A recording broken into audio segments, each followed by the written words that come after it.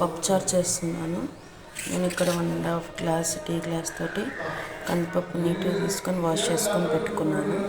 అలాగే మీ కారం తగ్గ పచ్చిమిర్చి, కొంచెం ఒక 2-3 రకాల చింతపండు, 3 టమాటాలు. ఇప్పుడు కందిపప్పులో పచ్చిమిర్చి, చింతపండు, అలాగే టమాటాలు,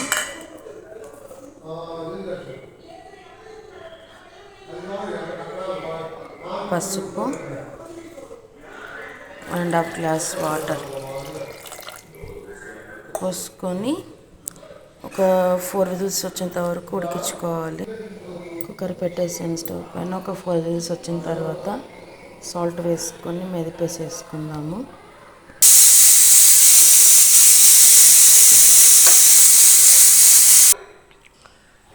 కంప్లీట్గా స్టీమ్ అంతా పోయింది.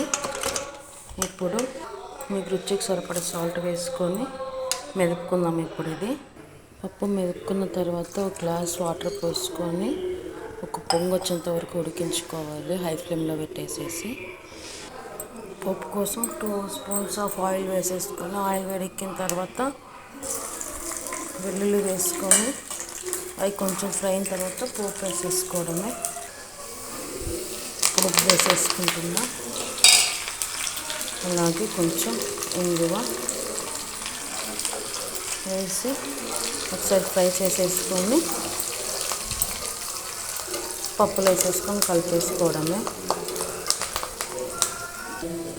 పోపు వేగిపోయింది. ఇది పక్కన పెట్టేసేస్తున్నాను. ఇప్పుడు స్టవ్ మీద పప్పుచారు పెట్టేసేసి హైలో పెట్టేసేస్తున్నాను. ఇలా వేగిపోయిన పోపు గుడంలో వేసేసేసి ఉడికిపోయింది. ఆపేసేసి బౌల్లోకి షిఫ్ట్ చేసుకుందాం. అంతే, పప్పుచారు రెడీ. ఈ వీడియో కనుక నచ్చినట్లయితే లైక్ చేయండి, షేర్ చేయండి, కామెంట్ చేయండి. పక్కన బెల్ దాన్ని క్లిక్ చేయండి. నా ఛానల్ ఫస్ట్ టైం చూసినట్టయితే ప్లీజ్ సబ్స్క్రైబ్ చేసుకోండి. Please do like, share, subscribe Teju creations. Thanks for watching.